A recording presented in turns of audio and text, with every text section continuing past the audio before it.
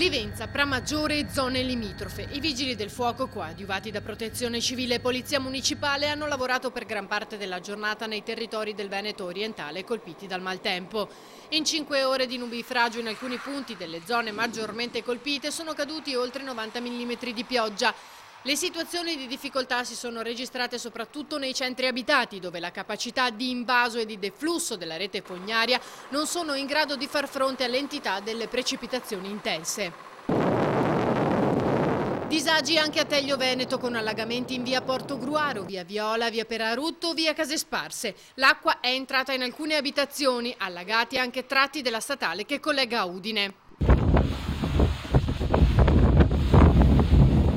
Anche a Venezia la pioggia e le forti raffiche di vento hanno colpito, causando rovesciamenti di barche e scaraventandone altre contro le banchine e i pontili. A Mestre sono caduti 2 alberi, uno in viale San Marco, uno sul Terraglio, ma i danni sono limitati. Dichiarato lo stato d'attenzione per forte vento su tutto il territorio regionale fino alle 20 di venerdì, così come quello per criticità idrogeologica e idraulica sui bacini Alto Brenta, Bacchiglione e Arbone, Basso Brenta, Bacchiglione, Basso Piave, Sile, Bacino Scolante e Laguna.